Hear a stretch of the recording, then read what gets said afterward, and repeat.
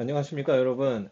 오늘은 2024학년도 대학 수학능력평가 6월 모의고사 한국지리 해설을 맡은 아름고등학교 박준이라고 합니다. 만나서 반갑습니다. 네, 여러분. 네, 시험은 잘 보셨나요? 6월 모의평가, 뭐 이렇게 의미 부여하기 나름이지만 처음으로 뭐 재수생들, 뭐 N수생들이 함께 그 시험을 보는 것들뿐만 아니라 수능을 출제하는 평가원에서 출제한 것이기 때문에 이러한 경향성들이 좀 느껴지는 시험이다라고 생각하시면 됩니다. 그래서 시험을 잘 본 친구들은 좋아, 나는 좀 수능에 잘 맞을 것 같아라고 생각하시고 만약에 시험 성적이 예상보다 안 좋았던 친구들은 이건 수능은 아니잖아. 이렇게 하면서 좀 더 준비해서 하면 되지. 라고 생각하시면서 이 영상을 봐주셨으면 좋겠습니다. 네, 여러분들이 뭐 이미 EBS나 혹은 학교에서 선생님들이랑 이런 문제풀이들을 했을 수도 있어요. 근데 제가 이 영상을 준비하는 거는 그거랑 대응해서 똑같이 저도 영상을 제작하는 것은 의미 없다고 생각을 하고 이 문제들을 끝난 다음에 어떻게 할 것인가 이 문제들이 어떻게 출제됐고 다음에 비슷한 문제들이 나오면 어떻게 맞출 수 있을까 이런 것에 좀 더 집중을 해서 영상을 준비해 봤습니다. 그래서 여러분들도 한번 재밌게 봐주시고 시작을 해보도록 하겠습니다. 자, 그러면 좀 이 녀석을 좀 줄여보겠습니다. 네, 시작을 해보려고 합니다.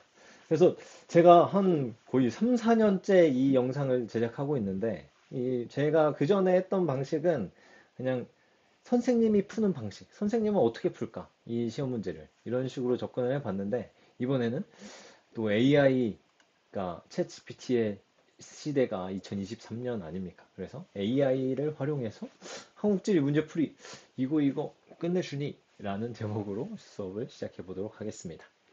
자, 먼저 제가 항상 뭐 영상을 봤던 친구들도 있지만 아마 많이 못 봤을 친구들이 많기 때문에 이 내용들, 제가 항상 강조하는 내용들을 이야기하고 시작을 해보려고 합니다. 제가 생각할 때 이것이 시험 문제를 많이 맞출 수 있는 혹은 좋은 성적을 가질 수 있는 여러분들이 원하는 성적을 가질 수 있는 가장 빠른 길이고 바른 길이라고 생각을 합니다. 한번 들어보실게요. 자, 첫 번째로 시험 문제에 대한 생각입니다. 제목을 먼저 똑똑하게 준비하고 정성 들여 만들어준 예쁜 문제를 만나자라는 제목인데요. 제가 생각할 때 우리가 공부를 한다는 것은 그 과목에서 중요하게 생각하는 생각의 방법들을 배우는 것이 아닐까? 이런 생각들을 합니다. 만약에 예를 들어서 지리와 관련해서는 우리가 걸어 다니다가 동그란 돌을 봤어요. 오, 동그란 돌? 오, 그냥 돌이네? 그리고 혹은 오 생각보다 돌이 이쁘네 뭐 모양이 뭐 하트 모양이네 뭐 이거 누구 줘야지 뭐 이런 생각들을 했을 수도 있죠. 근데 이거는 일반인들 지리를 배우지 않은 사람들의 생각이라면 지리를 배운 사람의 생각은 좀 다를 거예요. 어 둥근 돌 원력 원력이 왜 여기 있지? 둥근 자갈 혹시 과거에 여기 물이 흘렀던 곳이 아닐까 이런 생각들을 해보는 것이죠. 이런 것처럼 공부를 한다는 것은 그 과목에서 중요시 생각하는 이런 사고의 과정들을 배우는 것이라고 생각합니다. 근데 이런 사고의 과정이 그냥, 이건 이렇네? 이건 이렇네. 매번 다르면 그것이 과목으로서 형성되기 어렵죠. 그래서 일정한 논리적인 체계들을 가지고 있습니다. 쉽게 얘기해 보면 수학처럼 말이에요. 수학에서 y는 ax 플러스 b. 요거는 여러분 중학교 때 많이 배웠었겠지만, 뭐 지금은 이런 문제가 나오면 다 맞출 수 있겠죠. 그래서 y는 ax 플러스 b와 같은 수학도 하나의 일련의 공식이라는 거예요. 근데 지리도 하나의 공식처럼 보자는 거죠. 지리도 지도, 그래프, 글로 쓰여진 하나의 공식이고 이 공식을 가지고 문제를 풀어보는 것입니다. 그래서 우리가 보는 시험에서는 교과에서 학습한 사고의 논리적 체계, 그 과정대로 제시된 20문제를 해석하고 답을 찾을 수 있는가가 핵심이 된다고 생각합니다. 근데 특히 시험에서는 논리적으로 훨씬 더 정선되고 많이 만들고 많이 고민해 본 예쁜 문제들이 제시가 됩니다. 사실 현실은 이것보다 훨씬 더 복잡하고 어려운데 말이죠. 근데 시험 문제는 좀 더 논리적 체계를 위해서 가장 대표적인 가장 두드러진 이런 지역들이나 이런 사례들을 제시한다는 겁니다. 그렇기 때문에 문제에서 제시되는 뭐 지도에 있는 위치, A에서 D에 해당하는 사항, 뭐 혹은 가다, 혹은 기역, 미음, 뭐 이런 것처럼 표시되는 것이 문제에서 묻고자 하는 지리적 개념을 잘 나타낼 수 있는 대표성을 띠는 곳이라는 혹은 대표성을 띠는 개념이라는 것입니다. 그래서 문제를 풀다가 좀 헷갈릴 때면 이 문제에서 묻고자 하는 게 무엇인지 한번 되짚어 볼 필요가 있다는 거예요. 그러면 내가 혹시나 이런 포장지에 헷갈려서 실수를 한 것은 아닌지 되짚어 볼 수 있다는 거죠. 그러면서 제시된 자료의 의미를 좀 파악해 보고 지리를 배운 사람의 눈과 논리로 문제를 다가가고자 한다면 정답에 도달할 수 있을 거라고 생각을 합니다. 시험에 대한 정석적이면서도 가장 빠른 길, 그 길은 단지 그것뿐이라고 제가 생각하는 것이죠. 이번에는 챗 GPT를 활용해서 적용해 보겠습니다. 두 번째, 그래서 출제 유형 포인트는 한국지리 교과에서 배웠던 개념, 의미 있는 값, 의미 있는 변화들이 지리적 의미들을 가지고 있기 때문에 이것을 중심으로 문제를 풀어야 한다라고 생각을 하는 겁니다. 그리고 제가 문제를 풀 때 고려해야 할 몇 가지 사항들, 풀이법 이런 것들을 8개로 정리했는데요. 이 8개로 정리한 세부 사항들은 제가 작년에 제작한 2022년 6월 한국지리 해설 강의 및 자료에 자세히 나와 있고요. 여기서는 간단히만 언급하고 넘어가려고 합니다. 첫 번째로 지도가 나오면 무조건 지도 먼저 봐라. 지도 먼저 보고 여기가 어디지? 여기는 어떤 의미를 가진 곳이지? 라고 먼저 한번 생각해보고 문제를 접근해 보자는 거죠. 그래서 최근에는 이런 지도 문제들이 많이 나오고 있습니다. 두 번째, 그래프, 지도, 사진에서 특이한 거. 금명, 여기는 이게 100%네? 여기는 이게 없네? 이런 것처럼 좀 특이한, 거기서 우리가 계산을 하는 것을 시험 문제로 내는 것은 아니거든요. 계산은 수학 이런 거에서 문제를, 계산 능력 같은 건 거기서 파악하는 거기 때문에 지리에서 묻고자 하는 거는 이곳, 이 장소, 아니 혹은 이 개념, 이 그래프, 이 통계 수치에서 나타내는 지리적 의미가 뭐냐, 이런 것들을 알아보기 위함입니다. 그래서 그런 것들을 알아보기 위해서는 먼저 특이하게 돌출된 거나 특이하게 이런 표시되는 것들이 있다면 그거 먼저 푸셔야 한다, 이 말입니다. 그리고 세 번째, 그래프 설명에 나오는 작은 글씨들을 작게 보지 마라. 굳이 여기에 이 표시를 했다라는 것은 혹은 다르게 생각할 수 있다는 것을 의미하기도 합니다. 그래서 이 작게 표시된 이런 설명들을 읽어보면 문제의 힌트가 될 수도 있어요. 왜 이렇게로 한정지었다라는 것은 이렇게 봐라 라고 하는 다른 말이 될 수 있기 때문이죠. 그리고 네 번째로는 의미 있는 값, 의미 있는 변화를 생각해라. 그래서 두 번째랑도 비슷한데 포장지에 현혹되지 말라는 거예요. 그래서 사람들이 문제를 낼 때 사람들이 선생님 저거 알았는데 이거 틀렸어요. 이렇게 얘기하는 것들의 많은 부분들이 포장지가 너무 복잡해 보이거나 혹은 뭐 다르게 그냥 너무 다르게 좁은 거에 이렇게 몰입하게끔 하게 한다든지 이런 식으로 뭔가 헷갈리게 하는 요소들을 넣는다는 거죠. 그래서 그런 것들에 현혹되지 마라. 의미 있는 값, 의미 있는 변화들을 생각해 보면서 되짚어 보라. 이런 뜻입니다. 그리고 다섯 번째로는 선지에는 분명 묻고자 하는 메시지가 있다. 제시되는 사진, 지도, 그래프 이런 것들뿐만 아니라 묻고자 하는 그 기억 1번부터 5번까지의 선지들에도 의미가 있습니다. 그 지리적 개념을 그대로 설명하냐. 이게 일치하게끔 하려면 이 선지에서도 그런 지리적 의미들을 제시해야 하는데 분명 아무렇게나 선지를 구성하지는 않는다라는 거죠. 그래서 특히 이런 것들이 두드러지게 나타나는 것이 A랑 B 비교할 때, 뭐 이런 것들을 할 때는 2등, 3등 애매한 거 가지고 비교하진 않아요. 1등부터 5등인데 3등, 4등 이런 거 가지고 비교하지 않는다라는 거죠. 1등 혹은 꼴등 둘 중에 하나는 그것이 들어갈 가능성들이 매우 높다. 이런 것들을 유추해 보면서 미리 짐작해 보면서 접근하다 보면 문제를 어려운 문제를 고민하는 문제를 의외로 풀게 될 수도 있습니다. 왜냐면 이게 여기 의미 있는 값, 의미 있는 변화랑도 관련이 있거든요. 왜 1등이냐? 왜 3등이냐? 왜 꼴등이냐? 이런 것들을 나타낼 때 분명하게 드러나는 것들로 문제를 낼 수밖에 없어요. 왜냐면 안 그러면 이거 아닌데요? 그러면 출제 오류가 되기도 하니까요. 그다음에 여섯 번째는 선지는 수거다.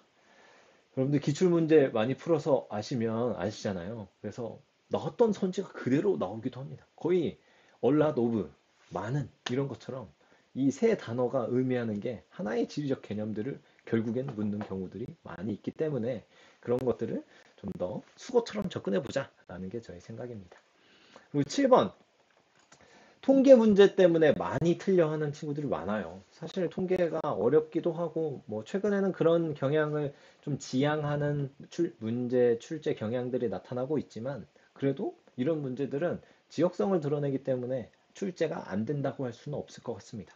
그래서 우리가 일반적으로 전체 총량, 그래서 1등부터 몇 등까지 뭐, 그 1차 에너지 순위, 뭐 이런 것들 이렇게 외우고 막 이렇게 하기도 하는데, 근데 지역별 비율까지 다 외울 수는 없단 말이죠. 그래서 기본적으로는 전체 총량을 기준으로 이해를 하되 지역별 비율이 나왔을 때는 여러분들이 외웠던 순서, 뭐 인강에서 가르쳤던 뭐 그런 뭐 외우는 공식 그런 것들이 안 통할 수 있는 거죠. 사실 그렇게 외우는 것들을 일부러 외운 사람들을 틀리게 하려고 개념을 정확하게 모르는 사람들을 그냥 단순히 암기한 사람들 틀리게 하려고 이런 문제들을 출제하는 겁니다. 그래서 지역별 비율로 나왔을 때는 외웠던 것들과 다를 수 있다. 순서가.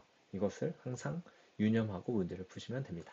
그리고 마지막 여덟 번째, 자연지리는 진짜 깔끔하다. 자연지리 양 엄청 많다고 하지만 사실 자연지리는 문과적 성향보다는 이과적 성향이 많이 있죠. 지리학도 사실 이과에도 속하는 학교, 대학교도 있고 문과에 속하는 대학교가 있듯이 자연지리는 좀 더 이과적 성향, 지금 문이과 많이 없지만 그 자연과학적인 특징들이 많이 있어서 논리적 체계가 뭐 간단하진 하다고 하긴 그렇지만 좀 명료해요. 그렇기 때문에 원리를 중심으로 풀면 되고 좀 더 쉽다. 이렇게 해서 제가 한국지리 문제풀이 이거 진짜 끝내주니 이 내용들로 내용을 구성해 봤습니다. 자, 이제 두 번째로 문제에 대한 분석을 해보려고 합니다. 그래서 2023 4학년도, 2024학년도 6월 고3 전국연합학력평가, 네, 평가원 모의고사는 한국지리에서 수능 3개년과 기출문제 6월 평가원 내용들을 분석해 봤습니다. 그래서 4월 학력평가 내용들을 토대로 6월을 제가 최근에 추가를 했거든요. 그래서 이 내용들도 한번 보시면 되고, 근데 이 문제가 딱 여기에만 속한다 이런 문제들이 많이 없어요. 그렇기 때문에 요거를 중심으로 볼 크게 겹쳐진 부분들이 있기 때문에 안 나왔네, 도시발달 안 나왔네, 공부 안 해야지, 이런 식으로 접근하면 안 된다. 다 모든 것들을 의미하는 것들을 조금씩은 묻고 혹은 선지에도 나와 있기 때문에 이런 내용들은 그냥 간략하게만 보시고 넘어가시면 될 것 같습니다. 6월 모의고사 총평 해보겠습니다. 전체적인 난이도는 높지 않았다고 생각해요. 매년 6월 평가원에서는 문제가 좀 대체적으로 쉽게 출제되는 경향이 있습니다. 질의한다고 했다가 또 딴 데 가면 안 되니까 좀 쉽게 출제하는 경향들이 있고요. 그리고 특이할 점은 지역지리 문제 출제 비중들이 많이 늘어나고 있어요. 그러니까 뭐 강원도, 전남, 충청도 뭐 이런 그 지역지리 문제들이 많이 나오기 때문에 이런 내용들을 좀 더 자세히 공부할 필요가 있다고 생각합니다. 앞부분에 있는 개념과 연관해서요. 그리고 지리적 개념과 결합해서 출제되기 때문에 기본 개념과 지역을 연계하는 학습이 무엇보다 중요하다고 생각합니다. 그리고 유형은 20번 문항이 좀 그나마 좀 생소하긴 했는데 제가 풀 때 대부분 EBS나 기출문제에 나왔던 내용들이 나와요.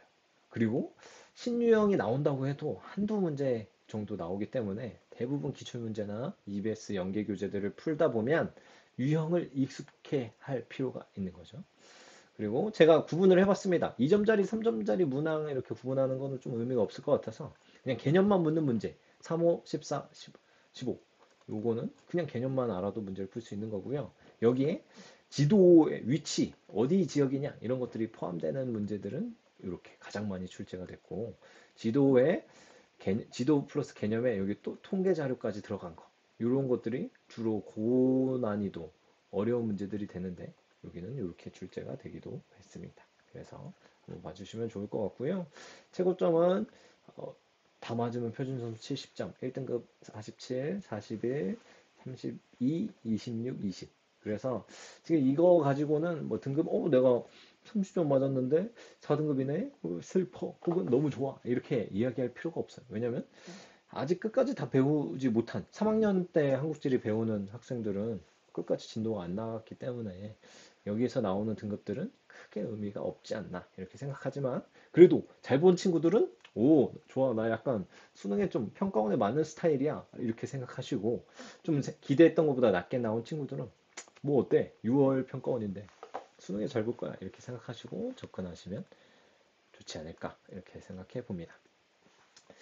자, 문제 풀어보도록 하겠습니다. 한국지리 영역 문항 분석 이렇게 돼서 1번 가지고 제가 이거를 자료집을 어떻게 구성했는지 한번 설명해 보려고 해요. 1번 문제 사실 쉬운 문제인데 한번 같이 풀어보겠습니다. 지도의 가라에 대한 설명으로 옳은 것은 이렇게 돼 있고 가나 다라. 그래서 일반적으로 뭐 우리나라의 사극과 관련된 문제를 출제되는 거라고 볼 수 있고 뭐 수리적 위치 뭐 이런 것들과도 관련이 있는 문제입니다. 근데 뭐 실제로 우리나라의 사극을 가나다라로 표현한 건 아니라는 걸 여러분들 다 알고 계시겠죠. 그래서 가는 함경북도 온성군 극북 우리나라 대한민국의 가장 북쪽 영토입니다. 그리고 나는 백령도 그래서 남한이 지금 현재 관할하고 있는 곳 중에서 최북단이자면 최서단인 것이 백령도다. 백령 거의 북한 아니에요? 이렇게 얘기하자면 여기까지 서해 5도가 이렇게 있어요. 백령도 뭐 연평도 뭐 이렇게 있습니다. 그다음에 다 극동 그래서 우리나라 대한민국의 가장 동쪽에 있는 영토가 독도입니다. 그래서 우리나라의 영토다라는 것을 알아주셔야 되고요. 라는 영토는 아니에요. 우리나라 영토의 가장 남쪽은 제주도 살짝 밑에 있는 여기가 33도, 위도 33도 정도가 되는데 1도 더 밑에 내려와 있습니다. 여기는 영토는 아니지만 수중 암초로서 한국이 관할하고 있고 여기에는 뭐 종합해양과학기지가 있다. 뭐 태풍이 이렇게 많이 올라오니까 여기 딱 위치하기 좋죠. 그래서 이런 내용들 알아주시면 되겠습니다. 이런 게 정답을 먼저 이렇게 표시해 뒀고요. 왼쪽에 문항을 표시했고 오른쪽에 정답. 정답은 4번입니다. 4번에 대해서 알아볼 거예요. 그리고 핵심 포인트, 핵심 개념들을 이렇게 구성을 했고 선지별로 설명이 필요한 것들, 추가 설명이 필요한 것들은 제가 이렇게 추가로 제시했습니다. 한번 풀어보겠습니다. 자, 나가 백령도죠. 백령도에는 종합해양과학기지가 있다. 종합해양과학기지 라에 있습니다. 다 보겠습니다. 다에 위치한 섬은 영해 설정에 직선기선을 적용한다. 직선기선은 어디예요? 직선기선은 서남해안, 해안선이 복잡한 지역에 주로 있다라고 하는 거죠. 서남해안, 울산만, 영일만, 대한해협. 여기가 직선기선이고요. 통상기선은 비교적 단조롭거나 멀리 떨어진 섬인 동해안, 제주도, 울릉도, 독도 등이 있습니다. 그래서 요거는 틀린 설명이 되는 거고요. 보겠습니다. 라는 이어도인데 한일 중간 수역에 위치한다. 한일 중간 수역인데 우리가 어떻게 여기에 해양과학기지를 운영하겠어요. 그래서 한일 중간 수역은 요 밑에 여기 독도 있는 요 동해 쪽에 하나 있고 요 밑에도 하나 더 있습니다. 그래서 총 두 군데가 있는데 이어도는 해당되지 않습니다. 라 4번 다는 나보다 우리나라 표준 경선과의 최단 거리가 가깝다. 그럼 우리나라 표준 경선이 어떤 건지 알아야 되잖아요. 우리나라 표준 경선이라고 하는 것은 시간, 표준시를 있는 곳이고 우리나라 표준시는 동경 135도에 있습니다. 그래서 여기 일본 동경 근처를 지나는 여기 135도 기준을 쓰고 있고요. 그래서 동쪽에 누가 더 가깝냐 이런 뜻이에요. 그래서 다가 나보다 더 가깝죠. 다가 나보다 훨씬 더 동쪽에 치우쳐져 있으니까 네, 이게 맞습니다. 그리고 가라는 우리나라 영토의 사극에 해당한다. 네, 우리나라 영토의 사극은 헌법상 한반도와 그 부속 도서로 하고 있기 때문에 가장 북쪽은 가장 남쪽은 마라도, 가장 서쪽은 여기 평안북도 용천군 비단섬. 그래서 이 압록강 하구 쪽에 있는 섬이고요. 가장 동쪽은 다인, 독도 이렇게 됩니다. 그래서 정답은 4번 이렇게 되고요. 그 다음에 제가 야심차게 준비한 AI 지리야, 시리 말고 지리야. 챗GPT는 과연 정답을 맞출 수 있을까? 이렇게 해서 제가 어, 문제를 냈습니다. 그래서 이 문제는 이 챗GPT가 그림, 이미지를 정보로 받아들이는 그런 기능들은 없어요. 그래서 제가 그 텍스트 정보로 주고 이것과 관련돼서 답을 맞춰봐라. 이렇게 이야기를 했는데요. 한번 살펴보겠습니다. 그래서 제가 준이가 다음 한국지리 문제를 풀어줘. 정답은 한 개이고 가에서 라의 위치랑 관련된 설명이 1에서 5로 제시될 거야. 그래서 가라의 위치에 대한 설명으로 1에서 5 가운데 옳은 것을 찾아줘 라고 했고요. 가 뭐 이렇게 영토에 위치한 곳, 나 이렇게 해서 문제를 풀어 달라고 했습니다. 그래서 보면 주어진 설명을 기반으로 답을 찾아보겠다고 얘기했고요. 이렇게 해서 답을 찾아줍니다. 그래서 정답은 4번 이러고 맞춘 거예요. 그래서 이거 이 자식 똑똑하구나. 역시 AI 완전 장난 아니네. 이렇게 생각을 했는데 그래서 OXX, OX 이렇게 해서 딱 맞춘 거죠. 그래가지고 오 해설도 해줘 라고 했더니 해설을 제공하지 않았다는 점을 사과한다 하면서 설명을 하는데 이 설명은 좀 달라요. 나는 종합해양과학기지가 건설되어 있지 않다. X로 됐는데 나는 대한민국 영토 중에서 여기에 위치한 곳이다. 이곳에는 종합해양과학기지가 건설되어 있지 않습니다. 오, 1번 설명 아주 잘했어요.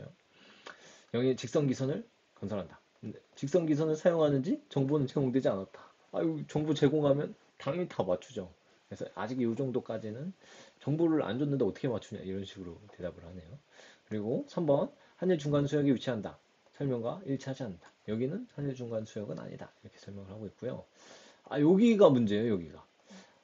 얘가 답을 맞춰 4번이라고 했는데 표정 강세 5라고 했는데 그 이유가 다는 동경 135도 52분 22초에 위치한 곳으로 해당 설명과 가깝다는 설명과 일치합니다. 그래서 이거 설명 잘했네. 근데 표준 경선이 어딘지는 안 알려준 거예요. 그래가지고 제가 설명해 달라고 했죠. 설명해 달라고 했는데 설명해 달라고 했는데 설명해 줘라고 했는데 또 얘기 안 해주는 거예요. 그래서 또 설명해달라고 했더니 여기에 동경 128도라고 하는 거예요. 그래서 얘가 잘 한국의 표준 경선은 그래서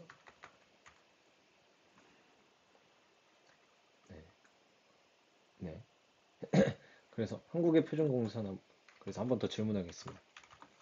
표준 경선은 동경 135도 아니야? 라고 질문해 볼게요. 이 135도라고 이렇게 얘기하는 거. 그죠? 그래서 얘가 아직 다 부족한 거는 있는 것 같습니다. 하지만 그래도 답은 어느 정도 맞추려고 했다는 것이 의미가 있는 거죠. 그래서 이런 식으로 해서 제가 이렇게 물어봤던 이게 또 표나 그래프도 컴퓨터가 이해하려고 하면 조금 이렇게 다른 방식으로 해줘야 돼요. 그래서 제가 그 소스들을 이렇게 출처랑 이 캡처해서 화면으로 넣어줬습니다. 그래서 이런 것들을 한번 보시고 여러분들이 문제를 한번 AI 챗GPT 활용해서 문제를 한번 풀어보는 거죠. 그래서 얘가 좀 저보다 지리 공부 안 한 애기라고 생각하고 얘한테 정보를 조금씩 여기서 제시된 정보들을 추가적으로 설명해 보는 거죠. 말로. 이렇게 말로 설명해 보면서 얘가 결국에는 답을 맞출 수 있게끔 하는 과정이 또 하나의 공부 과정이 될 수도 있다고 생각을 합니다. 그리고 제가 풀 때 문제풀이 알고리즘은 제가 아까 봤던 그 8가지 문제풀이. 그래서 먼저 지도의 위치하고 여기가 어딘지 찾아야 되고, 그다음에 수거적 선지. 그래서 종합해양과학기지 딱 이거 맨날 나오잖아. 이거 이호도. 네. 직선기선 하면 딱 어디. 그다음에 한일중간선 어디. 표준경선과의 최단거리가 가깝다. 이거는 1번 쪽이니까 동쪽이니까 동쪽에 있냐 이런 의미 이런 것처럼 수거적으로 제시되고 있기 때문에 이런 의미들을 파악해서 문제를 풀면 4번이라고 쉽게 풀 수 있지 않을까 이렇게 생각을 해봅니다.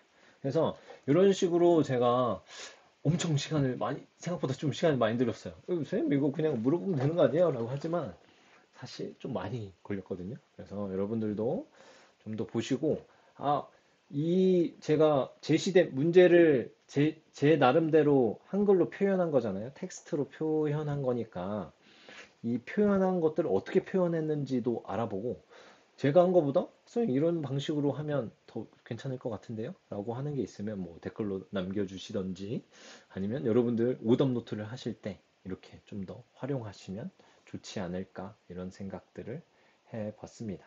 그래서 1번 문제 풀면서 다 이런 방식으로 문제가 구성이 되어 있어요. 그래서 저는 시간 관계상 모든 문제를 제공할 수는 없지만 설명을 해줄 수는 없지만 이렇게 보시면서 해주시고 혹은 더 이 설명들이 필요하다 하시면 댓글로 남겨주시면 제가 더 추가로 영상을 제작해 보도록 하겠습니다. 혹은 답변으로 답장을 해드릴게요. 그래서 이런 식으로 문제를 구성했다라는 거 알아주시면 될 것 같고요. 나머지는 다 문제를 풀진 않겠습니다. 근데 어떤 방식으로 문제를 접근해야 되는가, 문제풀이 알고리즘 위주로 설명을 하고 중요한 문제들은 같이 다시 풀어보도록 하겠습니다. 2번 문제, A, B, C, A, D에 대한 설명으로 옳은 것만을 보기에서 고른 것은 이렇게 해서 쫙 설명이 되어 있습니다. 마찬가지로 지도의 위치를 찾아보는 거죠. 그래서 어디다, 어디다, 어디다가 나오면 어떤 지형이다. B가 뭐냐, A가 뭐냐, C가 뭐냐, D가 뭐냐, 어떤 지리적 개념이냐를 알면 문제는 쉽게 풀립니다. 그래서 이렇게 푸시고 A, B, C, D에 해당하는 개념을 찾아보는 거죠. 그래서 개념 찾아보시고 수거적 선지, 의미 이런 거. 용암이 분출해서 형성된 편천면이다. 열화 분출했다라는 뜻이고 칼데라 일부다. 이거 화산 활동이라는 이야기고 풍화의 침식이 강하다. 그러니까 좀 더 풍화의 침식이 강하니까 사실 3번은 너무 쉬워요. 이렇게 돼 있는데 여기가 더 높잖아요. 덜 깎인 거 아닙니까? 그러면 여기가 당연히 풍화의 침식이 강하니까 더 많이 이렇게 돼 있겠죠. 일반적으로 봤을 때. 그래서 3번은 그리고 회백색을 띠는 성대 토양, 이거 냉대 이런 식으로 수거적 선지 의미들이 있어요. 그래서 이런 것들을 활용해서 문제를 푸시면 됩니다. 3번 진짜 너무 개념적인 문제죠. 그래서 지리정보에는 공간정보, 속성정보, 관계정보가 있고 그다음 실내조사에 또 지리정보 수집 방법에는 뭐 실내조사도 있고 야외조사도 있고 원격탐사도 있다. 뭐 이렇게 해서 문제를 푸시면 됩니다. 그래서 기억에서 미음에 해당하는 개념을 찾고 수거적 천지 의미 찾고 이런 식으로 하면 문제 쉽게 풀리는 문제입니다. 자, 4번 이거는 지역지리 문제들이 많이 나온다고 했으니까 이렇게 문제가 출제되기도 하는 거죠. 그래서 여기서 보면 뭐 어느 모둠의 답사 일정을 나타낸 것이다. 가다의 지역의 설명을 A씨에서 고른 것은 굉장히 단순한 문제입니다.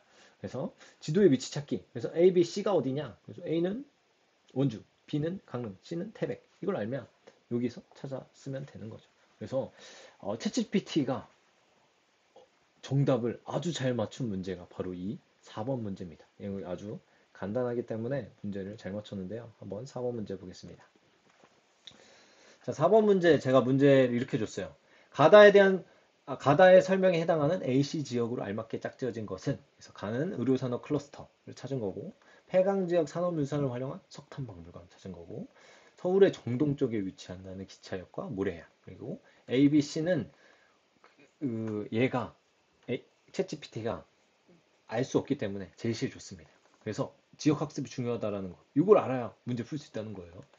그래서 딱 주고 문제 딱 풀어라 이렇게 하니까 딱 정답을 맞춥니다. 그리고 그 이유는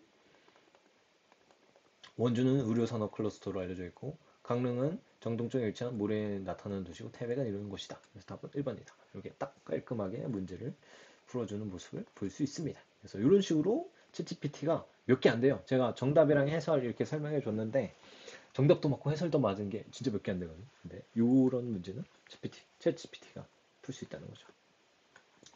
자, 그 다음에 5번. 5번도 사실 쉬운 문제입니다.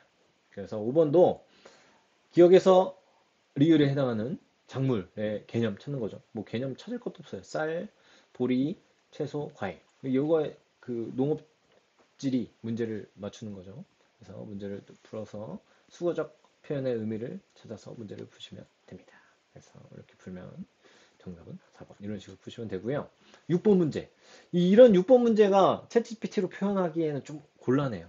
그래서 왜냐면 이 데이터 값들을 제가 다 가지고 있지 않기 때문에 이거를 가지고 있으면 챗GPT한테 많은 이야기도 그냥 주면 되는데 이 그림으로 표현된 것들을 정보하기는 굉장히 좀 어려웠습니다. 그래도 제가 가가 주로 남서풍 계열의 바람들이 불었고 나는 주로 서풍, 북서풍 계열의 바람들이 불었다. 이렇게 얘기하고 1월, 7월 구하고 문제 풀어봐라. 이렇게 해서 문제는 답은 맞췄어요. 답은 맞췄는데 설명이 조금 부족합니다. 그래서 이 부족한 내용들을 여러분들이 추가적으로 질문을 하는 거죠. 추가적으로 아까 제가 했던 것처럼 추가 질문을 해가면서 얘를 학습시키는 거예요. 그러면서 아, 그러면 어떤 것들이 추가 정보가 필요하지? 이런 것들에 대한 과정에서 지리 학습들이 일어날 수 있지 않을까. 이런 오답노트 과정들이 그냥 막 쓸 필요가 없이 그냥 이렇게 하면 좋지 않나 이런 생각들을 해봤습니다. 그리고 7번 산지지형의 이해입니다. 산지지형의 이해에서는 마찬가지로 문제 푸는 방법. 이 문제 7번 문제는 어떻게 푸냐면 각 지역이 어딘지 알아봐야 돼요. 그래서 북한산, 뭐 한라산, 지리산인 걸로 알고 각각 변성한 화마감이 어디에 해당하는지 짝지어진 다음에 이런 문제죠. 사실은 두 가지 문제를 하나에 합친 거예요. 그래서 A, B, C에 해당하는 게 어느 기반함이냐라는 게 첫 번째 문제. 두 번째로는 그 기반함을 가지고 어떻게 그 설명을 알고 있냐라고 이런 식으로 문제를 푸는 거죠. 그래서 챗GPT는 1번 문제는 잘 풀지만 2번 문제는 사실 많이 틀렸어요. 공룡 발자국이 지리산이 많이 나온다고 하고 막 이렇게 많이 틀리거든요. 그래서 여러분들이 더 설명해 주면 됩니다. 그래서 첫 번째로는 지도의 위치 찾기, 두 번째 AC에 해당하는 개념 찾기, 세 번째 수거적 선지. 시멘트 주 원료 뭐예요? 고생대, 퇴적암. 그다음에 화산 활동 이루어져 있고 공룡 발자국 어디죠? 중생대 퇴적암. 다각형의 주상절리, 화산 활동, 현무암 이런 식으로 이 수거적 표현들을 잘 보시면 문제를 풀 수 있습니다. 자, 8번 보겠습니다. 8번 문제도 해안 하천 지형과 관련된 문제인데요. 여기에 설명이 다 잘 나와 있어요. 그래서 이런 식으로 문제를 푸는 방식은 기억 리을에 해당하는 개념들을 찾는 거죠. 호수, 이 호수가 뭐냐? 고성 화진포에는 만해 입구에 사주가 발달해서 만해 입구에 사주가 발달해서 호수가 된 것, 석호라고 이야기하는 거. 그다음에 계단 모형의 지형. 이게 계단 모형 뭐였지? 해안에 있는 계단 모양이죠. 해안 당구, 계단 지형. 그다음에 모래언덕, 모래언덕인데 바다로부터 불어오는 바람이 날려 형성된 거, 사구, 해안 사구. 그다음에 여기는 해안 절벽, 해시계. 뭐 이렇게 안 다음에 이 내용들을 설명해 맞추는 거죠. 바닷물보다 염도가 높다. 요거 가지고 AI는 이걸로 틀렸거든요. 그래서 바닷물보다 염도가 높다고 하지 않습니다. 석호는 염도가 있긴 있지만 그래서 마실 수도 없고 농업용수로 사용할 수는 없지만 그래도 바다보다는 염도가 낮아요. 왜냐하면 인근 하천 혹은 빗물들이 유입되기 때문에 이런 것들이 농도가 낮아집니다. 그래서 이런 것들을 알아봐 주시면 되겠습니다. 자, 9번 호남 지방의 인구 특성. 이거는 같이 한번 풀어보도록 하겠습니다. 자, 그래프는 지도에 표시된 세 지역의 인구 특성을 나타낸 것이다. 가, 다에 대한 설명으로 옳은 것은 이렇게 돼 있고 지도가 있고 그래프도 있고 문제를 푸는 지도 통계 개념 문제입니다. 가장 어려운 난이도의 문제예요. 그래서 이런 것들을 문제 풀려면 알고리즘이 있습니다. 첫 번째로 지도의 위치를 찾는 거죠. 딱 보면서 여러분들 다 알지 못하지만 그래도 아는 문제들이 있을 수 있어요. 그래서 전남에서 여기 어디예요? 여기는 나로 나로인가요? 네, 최근에 발표한 장흥이고 여기는 여수입니다. 그래서 여수 여기는 구례 그리고 여기는 무안. 네, 무안이 전남도청 신도시, 남학신도시가 있는 곳이 바로 여기다. 이런 정도 개념들이 있으면 문제를 풀 수 있습니다. 그래서 이 지역을 알아야 문제를 풀 수 있는 문제들이 많이 나왔어요. 자, 이렇게 먼저 지도 위치를 찾았어요. 그리고 그래프를 보니까 요 세 지역에 대한 그래프니까 전라남도 전체 혹은 전국 전체에 대한 그런 그래프는 아니네. 비율 그래프구나. 지역의 특성들이 드러나겠군. 외웠던 거랑 다르겠군. 사실 이거는 외운 거랑 크게 상관이 없긴 하지만. 다음에 작은 글씨를 찾기 보지 마라. 여기 적혀 있어. 외국인 주민은 한국 국적을 가지지 않는 사람만 해당한. 그래서 이게 뭘 의미할까? 고민을 해 볼 필요가 있는 거죠. 한국 국적을 가지지 않는 사람들. 그러니까 뭔가 조선족 사람들, 이 결혼 이민자들, 결혼 이민해서 된 사람, 그 가족이 된, 그 한국인이 된 사람들, 이런 사람들은 뺐다라는 거죠. 그러니까 일하러 왔거나 잠깐 왔던 사람들 이런 것 중심으로 구성되어 있다라고 보시면 됩니다. 이렇게 해서 보면 자, 그 다음에 그래프의 특이점 찾는 거예요. 그래서 여러분들은 뭐가 가장 특이하다고 생각하시나요? 저는 이 점이 가장 특이하다고 생각합니다. 점이 외국인 주민의 성비인데 성비가 어떤 거는 200이 넘어요. 200. 성비가 여성 100명당 남성의 수니까 여자 1명당 남자가 2명 이상. 그러니까 남자가 엄청 많이 있는 곳. 어디가 그럴까요? 그렇습니다.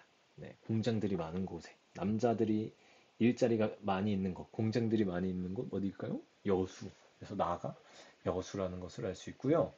그 다음에 여기 무안이랑 구례 이렇게 보면 둘 다 어때요? 그래서 어떤 거는 65세 인구 비율이 엄청 많고, 이건 65세 인구 비율이 좀 적어요. 그러니까 65세 인구 비율이 많다라는 것은 더 촌락적인 특징들이 많이 나타난다는 건데, 둘 중에 뭐가 더 촌락인지를 알면 문제는 풀 수 있다는 겁니다. 그래서 촌락들이 많은 곳에 여성 성비가 낮죠. 그러니까 결혼 이주, 여자들의 비율이 높다는 거예요. 그러려면 결혼 이주 그 외국인들 아직 그 뭐야 한국 국적으로 받지 못한 사람들 이런 사람들의 비율이 많은 곳, 더 시골적인 곳이 간데 더 시골을 찾으라 이 얘기예요. 두 군데 중에서 더 시골적 특징들을 가지고 있는 것은 구례에 해당해서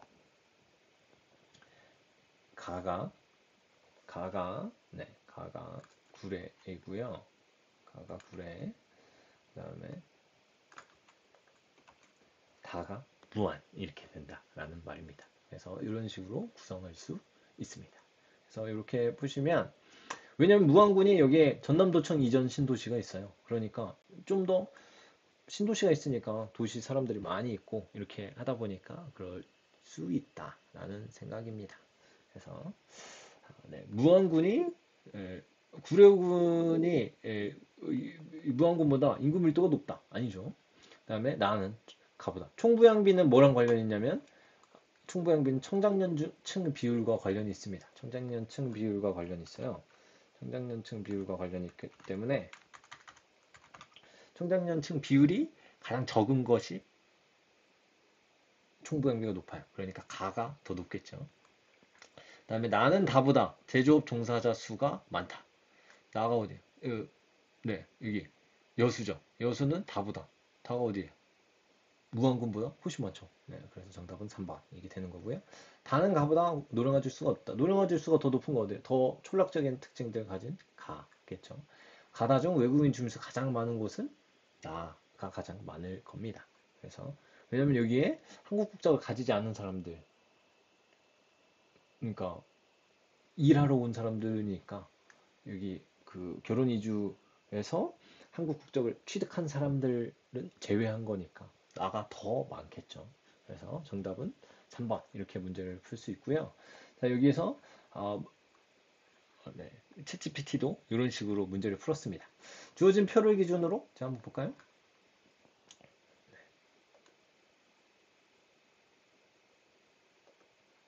9번인가요? 네네, 9번. 제가 전남 무안군, 구례군, 전남 여수시 하는데 어딘지 아래 표를 보고 유추해야 된다. 그래서 표를 이런 식으로 얘가 읽게끔 해주는 거예요. 그래서 보면 15세 미만 인구 비율이 가장 높은 얘는 15세 미만 인구, 65세 미만 인구, 65세 이상 인구 여기 어디가 더 많은지 이 특징들을 찾아낸 거예요. 그리고 외국 주민 성비 비율이 가장 많은 거. 그래서 가가 전남 무안, 여수, 전남 구례 이렇게 문제를 풀었습니다. 그래서 가가 무안 그래서 그 이유는 다입니다. 그래서 얘가 추측하는 것들을 한번 생각해 보는 거죠. 15세 미만 인구 비율이 가장 높은 지역은 다다. 그러니까 뭐 추측할 수 있다. 그래서 이런 추측을 토대로 가가 전남 무안군, 나 여수시, 다 전남 구례군. 그래서 설명은 조금 부족해요. 설명은 좀 부족하지만 가가 전남 무안군이고 여수시고 이렇게 된 내용은 정답도 틀렸고 해설도 틀렸다. 이렇게 해서 여러분들이 여기에 추가로 정보들을 더 주면서 얘한테 학습을 시켜보는 과정들도 해볼 필요가 있습니다. 자, 다음 10번. 10번은 선상지와 범람원에 대한 문제인데요. 그래서 지형도에 AD가 해당하는 개념이 뭐냐? 선정, 선단, C가 배우습지, 자연재방. 이 내용 알면 문제는 쉽게 풀 수 있습니다. 자, 11번 문제. 이것 때문에 이게 가장 어려웠던 문제가 아닐까 싶어요. 그래서 이것 때문에 이거 어떻게 맞추냐? 뭐 이렇게 하는 친구들이 있는데 저의 풀이 방법들을 한번 가르쳐 보기도 하고 얘는 어떻게 풀었는지 한번 보기도 하겠습니다. 자, 그래프는 지도에 표시된 네 지역의 기후 자료이다. 가라에 대한 설명으로 옳은 것은 이렇게 되어 있고 가나다라의 기온의 연교차와 연 강수량이 그래프로 제시되어 있습니다. 그리고 오른쪽에는 지도가 제시되어 있죠. 그래서 문제는 어떻게 푸냐? 저는 이렇게 풉니다. 지도의 위치 딱딱딱딱 보면서 어딘지 맞춰야 돼요. 그래서 맨 왼쪽 위에는 신의주, 그다음에 여기는 남포, 여기는 원산, 여기는 청진. 이 네 지역이 가장 대표하는 것이 뭐냐? 이런 것들을 살펴볼 수 있는 거죠. 요 남포는 소우지, 평안도 이 평양 근처에 평평해서 비가 내리지 않는 소우지 요 내용이고 원산은 뭐예요? 북한의 최다우지. 그래서 겨울철 강수 집중량도 높고 왜냐면 북동기류가 불기 때문에 그래서 이런 내용들도 알 필요가 있습니다. 그래서 이렇게 보실 필요도 있고요. 그 다음에 여기 청지는 소우지죠. 엄청 소우지기 때문에 한류가 흐르는 소우지. 그래서 여기 소우지 두 개, 다우지 하나. 얘는 배우진 않아요. 북한 기후할 때. 근데 여기 청천강 중상류는 다우지로 배우는데 여기는 딱히 배우지 않는단 말이죠. 그래서 이거는 조금 보류하고 문제를 푸시면 되겠습니다. 그래서 다우지 비가 가장 많이 오는 곳, 비 가장 많이 오네요. 여기라 이게 원산이다. 이런 식으로 저는 풀었어요. 그리고 비가 안 오는 지역들과 그다음에 이렇게 됩니다. 이렇게 되는데 자, 이 동해안과 서해안 비교할 때 동해안과 서해안의 최한월 평균 기온 비교할 때 남한과 북한의 그 등치선도 정도를 이렇게 해요. 그래서 강릉 지점과 군산 지점이 최하늘이 비슷하고 북한으로 봤을 때는 이 청진과 이 남부 부근이 비슷합니다. 최하늘 평균 기온이. 최하늘 평균 기온이 둘이 비슷한 특징들을 가지고 있고요. 최하늘이 연교차와도 관련이 있어요. 왜냐하면 일반적으로 여름엔 다 더워요. 여기도 막 30 몇 도 이렇게 다 됩니다. 북한도. 근데 겨울에는 훨씬 더 춥기 때문에 이런 연교차가 차이가 나는 건데. 자, 그러면 동해안의 연교차가 난 동해안이 겨울에 따뜻하니까 연교차가 낮고 그 다음에 고위도로 갈수록 연교차가 높아져요. 그거에 대한 그 기준선이 요 라인 정도가 된다는 거예요. 여기는 서해안이면서 저위도, 여기는 동해안이면서 고위도. 요게 플러스 마이너스가 비슷해지는 지점이 여기라는 거죠. 그래서 요 지점이 된다라는 거 알아주시고 둘 다 똑같이 서우지긴 하지만 청진이 훨씬 비가 더 안 와요. 얘는 연중 한류가 흐르기 때문에 비가 대기층이 많이 안정화되어 있어서 비가 가장 안 오는 쪽에 속합니다. 그래서 가장 비가 안 오는 건 개마고원 이쪽의 해산인데 그거 말고 두 번째로가 청진이거든요. 그래서 여기가 다다라는 걸 알 수 있어요. 근데 이걸 모르더라도 문제를 한번 풀어보겠습니다. 이게 라가 이거는 원산인 건 알죠? 그다음에 가나 다를 놓고 보겠습니다. 근데 여기 두 개가 소우지잖아. 소우지니까 가가 이거 신이 주다라는 것을 알 수 있어요. 그리고 기온의 연교차도 크죠. 왜냐하면 여기 두 개가 비슷한데 얘는 얘보다 더 고위도에 있으니까 가장 연교차 클 거 아니에요. 최하늘 평균 기온이 더 여기가 더 낮을 거 아니에요. 그쵸?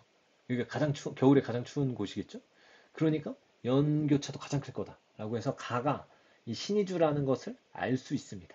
이 두 개 가지고 비교를 해야 되는데 저는 이 청진이 더 비가 안 오는 곳이 알기 때문에 이 다가 청진이라는 것을 알았지만 이 두 개 가지고 비교할 때 연교차로는 어떻게 비교해요, 선생님? 하면 연교차가 꽤 의미 있게 차이가 나잖아요. 의미 있게 차이가 나는데 최한월은 비슷해, 둘이. 최한월은 비슷한데 여름에 어디가 더 더울까요? 여기 두 개 중에.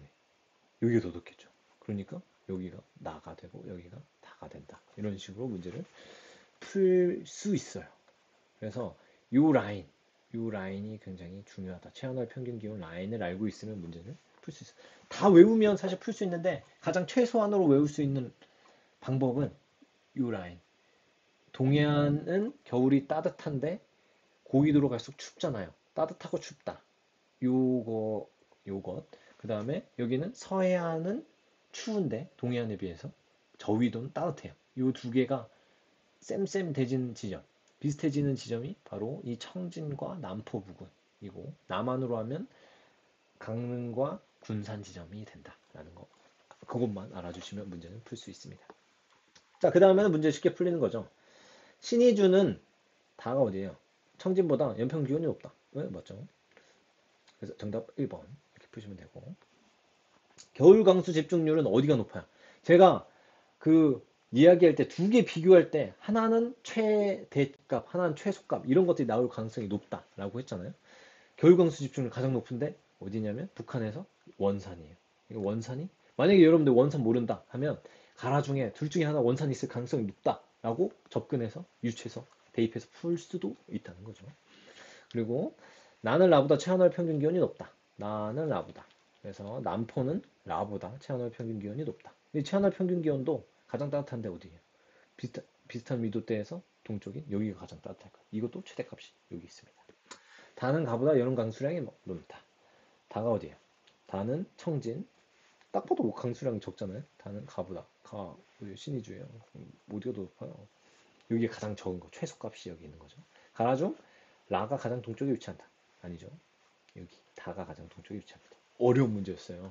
하지만 문제는 풀 수 있는 방법은 제가 가르쳐준 방식 그거를 알아주면 가장 최소한 외우고 나머지는 원리로 적용해보는 문제를 풀 수 있다라는 겁니다. 그래서 이 개념들 꼭 기후 문제 풀 때 사실 기후 문제 어렵다고 해서 많이 틀리는데 이 문제 맞으면 등급 하나 올라가는 겁니다. 그래서 11번 문제 이렇게 푸실 수 있고요. 자, 12번 문제는 최근에 이런 문제들 많이 나오고 있어요. 조그만한 글씨도 잘 봐주시고 특이점 찾기. 그래서 다 있는 거 어디예요? A는 다 있네. 어디지? 자동차. 그다음에 여기는 제주도만 없네. B는 어디지? 네, 제주도만 없는 거 뭘까요? 고속철도 제주도 없죠. 네. 그다음에 이거는 C는 대구에만 없네. 뭐죠? 배. 이런 식으로 문제를 풀면 쉽게 풀리게 됩니다. 그리고 그 다음 특이점 이렇게 찾아가면서 문제를 풀면 풀 수가 있습니다. 자, 13번. 그래프는 지도에 표시된 세 지역의 시기별 주택수 증가량을 나타낸 것이다. 가다에 대한 설명으로 옳은 것은 그래서 가나 다 이렇게 있습니다. 그래서 핵심 포인트는 이런 거 나오면 뭐 먼저 해야 된다고 했어? 지도 먼저 봐야 된댔죠. 지도 여기가 어딘지 알면 문제는 풀어야 수 있어요. 그래서 여기가 성남 그리고 여기 화성 여기는 몰라도 돼요. 근데 여기가 가장 촌락적인 성격을 가지고 있는 곳이다 라고 생각하고 풀어도 돼요. 포천인지 몰라도. 자, 볼게요. 포천이 군인가 시인가요? 포천 시네요. 죄송합니다. 포천 군이 아니라 이상해가지고. 네, 지도의 위치 발견하고 총량 그래프인지. 이게 천호 비율이 아니라 총량 그래프인 거예요. 그리고 왜곡되지 않아요. 그래서 이게 왜곡되지 않는다. 그대로 봐도 된다라고 생각하시고 특이점 찾으면 되죠. 다는 인구 증가 별로 없네. 여기 가장 촌락이네. 여기가 다인가 보다. 이렇게 생각하시고 포천 찾으시고 그다음에 서울이랑 가깝고 서울이 멀잖아요. 그래서 처음에는 서울에 가까운 지역에서 인구가 증가를 한 거죠. 그래서 성남 가까운 성남, 그다음 멀리 있는 화성, 여기 동탄 신도시 최근에 많이 증가하고 있잖아요. 그래서 이렇게 하시고 문제를 쫙 푸시면 문제는 풀 수 있습니다. 그래서 성남 1기 신도시 분당이 있고 2기 판교 위례 신도시가 있어서 1기 신도시, 2기 신도시 있다. 정답은 1번이 되는 겁니다. 자, 여기서 주의할 점. 여기에선 답이랑 크게 상관없었는데 성남의 주간 인구 지수 이거 물어볼 수 있어요. 성남이 최근에 판교 그래서 테크노밸리 이런 것들이 입주하면서 주간 인구 지수가 원래는 요 서울 주변에 주간 인구 지수가 굉장히 낮아요. 왜냐면 다 여기는 베드타운이고 서울로 출근하는 사람들이 엄청 많은데 근데 판교는 다르다. 판교에 그 네이버도 있고 막 그러잖아요. NC소프트도 있고 막 그러잖아요. 그래서 여기에 디지털 그 테크노밸리들이 많이 있기 때문에 여기로 출근하는 사람들이 많다는 거죠. 그래서 최근에 주간 인구 지수가 100을 넘었다. 그러니까 상주 인구보다 낮에 있는 인구가 더 많다. 이거를 문제에는 나오진 않았지만 알아주시고요. 다음에 또 화성. 이 화성이 또 농업지역 문제 나올 때 골치 아프게 해요. 왜냐면 여기 여기가 지금 동탄 신도시 막 이렇게 있고 막 도시화 많이 되고 있지만 이게 워낙 경기도에서 땅덩어리가 넓기 때문에 농업 생산량 그냥 총량으로 하면 꽤 많이 있거든요. 그래서 이런 식으로도 물어볼 수도 있다. 요거 주의할 거 있으니까 한번 체크하시고 넘어가겠습니다. 14번 너무 쉽죠? 태풍 폭염 찾아서 문제 푸는 문제입니다. 그래서 가나에 해당하는 개념 찾고 수거적 선지. 그래서 서동조형 기압 배치 뭐야? 겨울이다. 이렇게 생각하고 우측의 기단 확장, 높새 말합니다. 이런 식으로 수거적 표현들을 확장해서 이해한 다음에 문제를 푸시면 되겠습니다. 15번 문항 성수 그래서 땡땡 신문 이렇게 쭈르륵 해서 설명을 하고 있고 재개발과 관련된 문제가 출제되었습니다. 네, 주의할 점. 그래서 여기서 선지가 좀 괜찮은 선지, 제 생각엔 괜찮은 선지다 라고 생각하는 게 바로 이거예요. 디귿에서 이를 위해 대형 프랜차이즈 업체 위주의 상권으로 변화시킨다. 그래서 대형 프랜차이즈 위주의 상권 이게 뭐냐? 젠트리피케이션이 되면 여기가 활성화돼가지고 임대료나 뭐 이런 것들이 높아지잖아요. 근데 그 높은 임대료를 감당할 수 있는 건 대기업, 대자본만 가능하기 때문에 프랜차이즈 업체들로 남아요. 그래서 처음에는 막 그 소규모에서 그 예술가들이 막 만의 특징들이 있는 것들을 만들었는데 이런 것들이 없어지고 어디서나 볼 수 있는 프랜차이즈 업체들로 바뀌면 여기 상권은 처음에 사람들은 특이한 것 때문에 왔는데 다 뭐야 이거 우리 동네에 있는 거잖아 라고 생각하니까 안 오게 되는 이 경리단길 뭐 이런 데가 가장 대표적인 거죠. 그래서 다양성이 낮아지는 곳입니다. 그래서 이 지문 굉장히 의미 있고 잘 만들고 예쁜 지문이다 라고 생각을 합니다. 포장지에 현혹되지 마라. 포장지 이렇게 봐서 이거 언제 다 읽어 이렇게 생각하지 마시고 사실 쉬운 문제입니다. 기억리을에 해당하는 개념 찾고 수가적 표현에서 찾으면 됩니다. 이 챗GPT가 이 15번 문제는 아주 기똥차게 풀어요. 한번 보겠습니다. 15번 제가 힘들게 여기에 다 쳤죠. 한국지리 문제 풀고 해설해줘. 1호 중 정답은 1개야. 그래서 여기 나와있는 거 타이핑 다 했습니다. 그래서 이렇게 해서 문제를 풀으니까 신문 기사를 보면 성수동이 도시 재생 사업을 통해서 핫플레이스가 부상하고 있다고 언급되었습니다. 이를 위해 노후 지역 정비를 하면서 기존의 낡은 공장을 허물고 이런 방식보다는 기존의 형태를 필요한 부분 개조하는 방식 이런 것들을 만들어지고 있다고 지문에 설명하고 있어요. 그러니까 이건 뭐야? 그래서 젠트리피케이션 나타나고 있다 이렇게 하면서 이 2번이 맞다. 기존 주민가 디귿으로 인해서 기존 주민과 상인들이 떠난다. 이거는 지문을 통해서 볼 수 있고 리을도 투입되는 자본의 규모 이런 것들도 쉽게 확인할 수 있다는 거예요. 그래서 이런 것들을 보면서 얘가 해석할 수 있는 거예요. 이런 식의 문제가 챗GPT가 풀기에 가장 적합한 문제가 아닐까 이런 생각들을 해봅니다.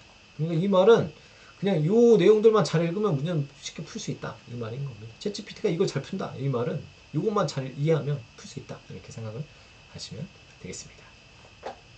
자 16번 이런 식으로 문제는 많이 안 나왔던 것 같긴 한데 이게 학생들이 출제하시는 분들은 자동차를 많이 타시니까 이게 쉽게 이해하게 하겠지만 학생들은 자동차 안 타는데 이런 식으로 문제를 내면 어떡하나 너무 출제자 위주의 문제가 아닌가 이런 생각들을 했지만 뭐 좀 헷갈리기 위해서 이렇게 한 거죠. 그래서 이렇게 뭐 대구에서 출발하면 대구 사람들 너무 쉽게 맞출 수 있었을 것 같아요. 이런 식으로 보면 힌트들이 있어요. 지도의 위치 찾기. 여기가 어딘지 알면 사실 너무 쉽습니다.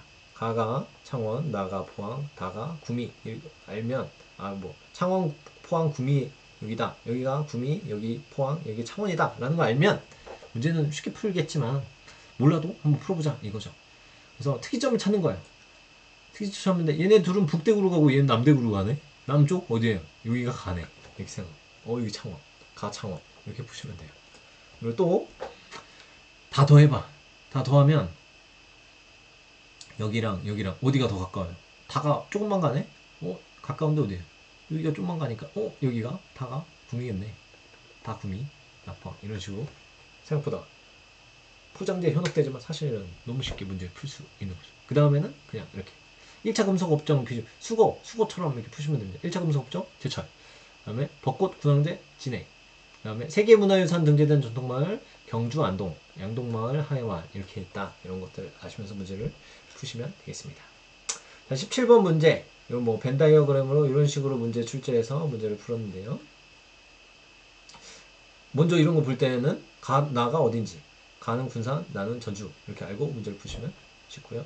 뭐 혁신도시, 원자력발전소, 허가뚝 요 이렇게 있는 거 제가 여기 정리해 놨으니까 한번 쭉 보시면 되겠습니다. 자, 18번 1차 에너지 자원. 1차 에너지 자원에 대한 설명이다 라고 설명을 하고 있어요. 그래서 먼저 이거 지역 비율 전체 총량 1차 에너지 자원 우리가 외웠던 순서가 아니다 라고 생각을 하시고 문제 접근하시고 작은 글씨 작게 보지 마라. 에너지 자원별 세지역 에너지 공급량을 100으로 했을 때 예, 이거 100이다. 이게 다 100이라고 하고 문제 푼 거다. 비율이다. 알아주시고 그래프 특이점 찾기. 그래서 A, B, C 이렇게 돼 있는 C가 없네? 충남이 없네? 뭐지? 원자력 이렇게. 그 다음에 뭐야? 충남이 맞네? A 석탄. 혹은 뭐야? 경북이 맞네? 수력. 이런 식으로 접근하시면 되겠다. 그래서 그 다음에는 문제 다음 특이점 이렇게 찾아가면서 문제 푸시면 되겠습니다. 자, 그 다음에 19번 문제 서울의 도시 내부 구조 문제입니다. 그래서 이렇게 지도도 있고 그래프는 또 그래프가 두 개나 있어요. 그래서 문제 푸는 문제들을 보겠습니다. 자, 이것도 챗GPT가 맞았거든요. 자, 한번 보겠습니다. 이런 문제 보려면 자, 문제풀이 알고리즘 지도에서 위치 찾기 A, B, C가 뭐냐? 서울의 도시 내부 구조에서 해당하는 개념들. 도시 내부 구조에서 B가 뭐야? 도심. C는 공업지역, A는 주거지역. 이거거든요. 그래서 알면 문제가 풀고 A는 도봉구고요. 주거지역이고 C는 금천구 제조업이고 B는 중구다. 뭐 이렇게 아시면 돼요. 그래서 혹시 도심은 알고 얘네들은 모른다고 하면 요거 가지고 보면 훨씬 더 이해가 되는데 요걸 알아야겠죠. 결국 이거 알아야 하는 문제입니다. 자, 보겠습니다. 일단 요거는 기본적으로 안다고 생각하고 문제를 요거랑 고려해 보자 이런 내용인데요.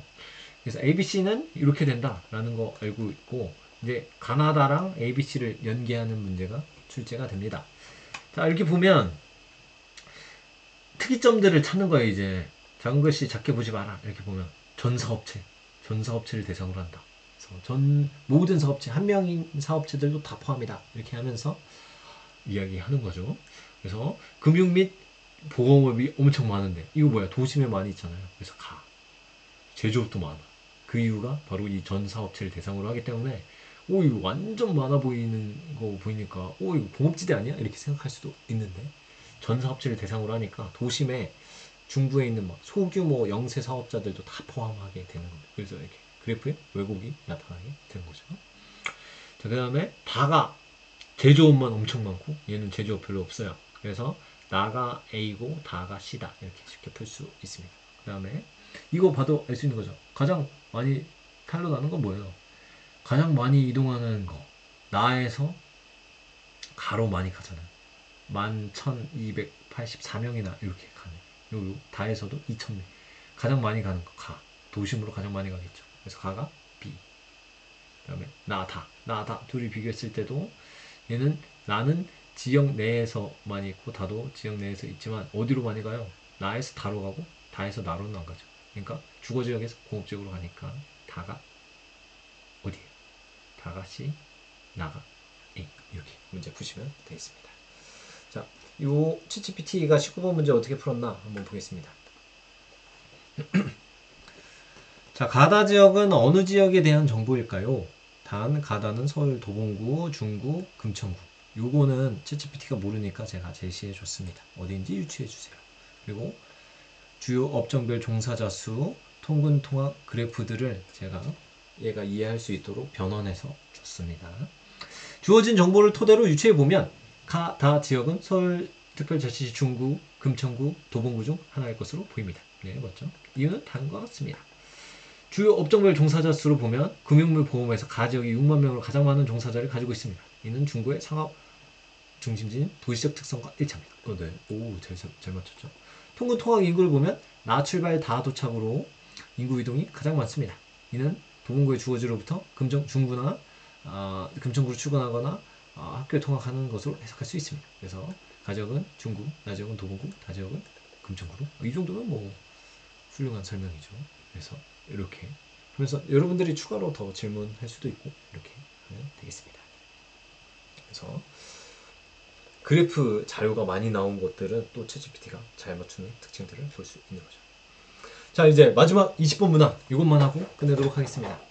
충청 지역의 특성. 그래서 여러분도 우리 충청 지역이니까 이 문제 좀 더 잘 맞출 수 있을 거라고 생각했는데 이 문제 유형이 좀 달라요. 이제 가장 좀 예상치 못했 가장 좀 다른 유형 뭐 이런 뭐 질문에 답 이렇게 맞춰서 이렇게 빈칸 채우는 건 있지만 뭐 질문도 뚫려 있고 답도 뚫려 있는 경우는 많지 않았어가지고 문제 푸는데 조금 고민했을 수도 있습니다. 그리고 뭐 보기도 막 지저분하잖아요. 그러니까 좀 어려울 수 있는데 한번 보겠습니다.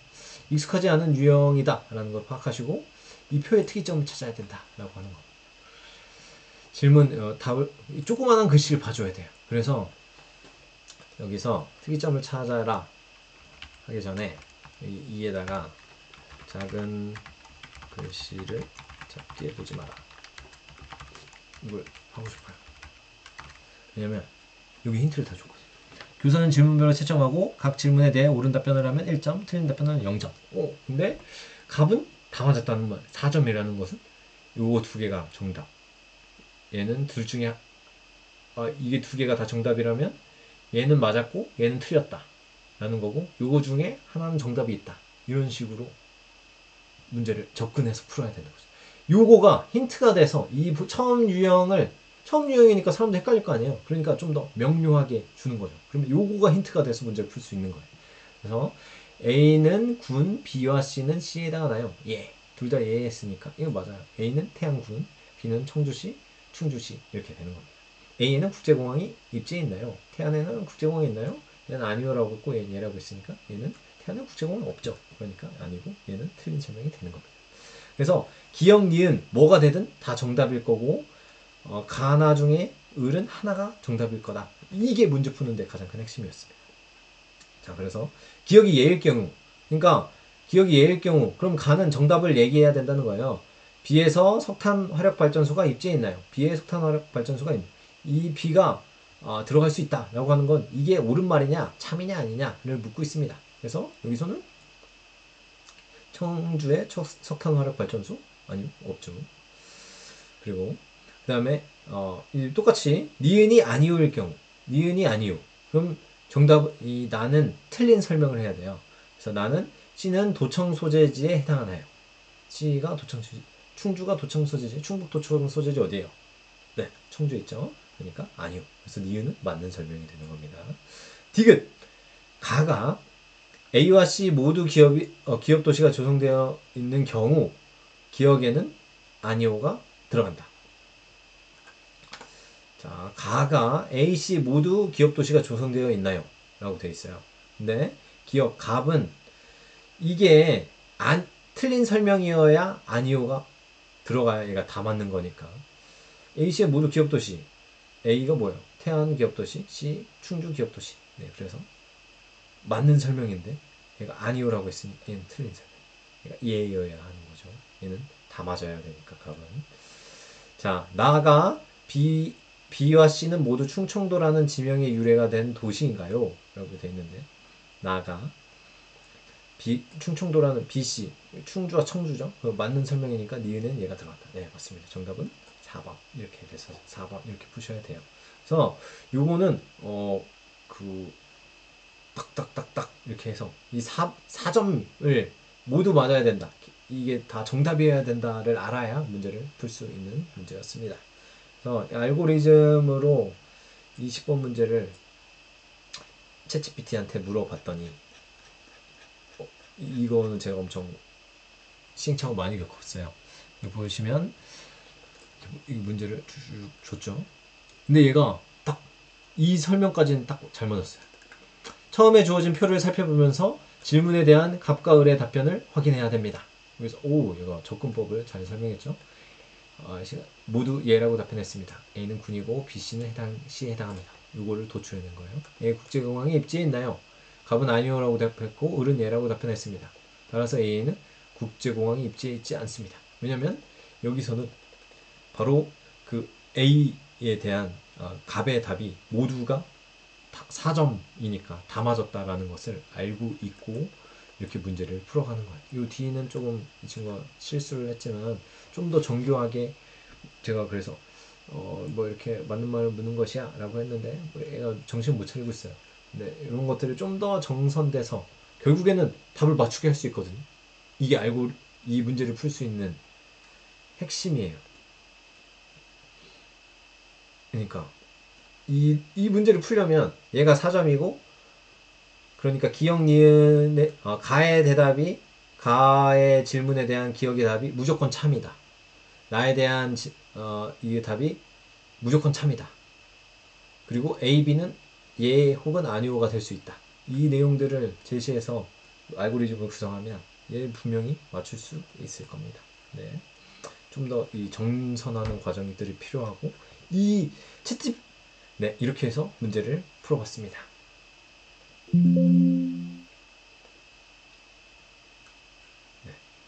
아, 네. 자, 이제 마지막으로.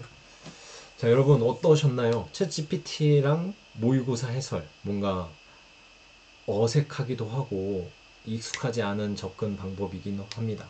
제가 인터넷 유튜브로 봐도 그런 내용들은 아마 없는 것 같아요. 제가 처음 한 거라고 제시할 수 있습니다. 뭐 그래서 이런 식으로 챗GPT를 활용해서 오답 노트를 만들어 보거나 이런 문제에 대한 접근법들을 하다 보면 이런 논리적인 과정들에 대한 이해가 커지는 거죠. 그래서 문제를 풀 때 어떻게 접근해야 되고 얘가 어떻게 접근하나 얘가 또 잘못된 길을 가면 어떤 정보들을 추가적으로 줘야 하고 이런 것들을 이해하고 이 챗GPT를 활용해서 제가 친구들한테 막 야 이거 내가 알려줄게 이거 틀렸네 하면 애들이 아 뭐야 너 모르네 하고 그냥 가버리긴 하는데 이 챗GPT는 안 가잖아요. 안 가니까 내가 잘 설명해줘서 결국 답을 맞추게끔 하려면 어떤 조건들이 필요하고 어떤 것들을 알아야 하고 그러면서 이 문항의 의미, 지리적 의미들을 좀 더 분석하는데 도움이 되지 않을까 싶습니다. 네, 여러분 수업 여기까지 하겠고요. 6월 평가원은 사실은 수능과 관련이 없습니다. 그러니까 여러분들도 공부 열심히 하시고 제가 가르쳐 준 방식대로 안 해도 돼요. 근데 이런 여러분들이 뭐 좀 더 도움이 된다고 생각한다면 활용해서 수능에 좀 더 좋은 성적을 얻을 수 있는 친구들이 되었으면 좋겠습니다. 네, 이상 강의 마치도록 하겠습니다. 감사합니다.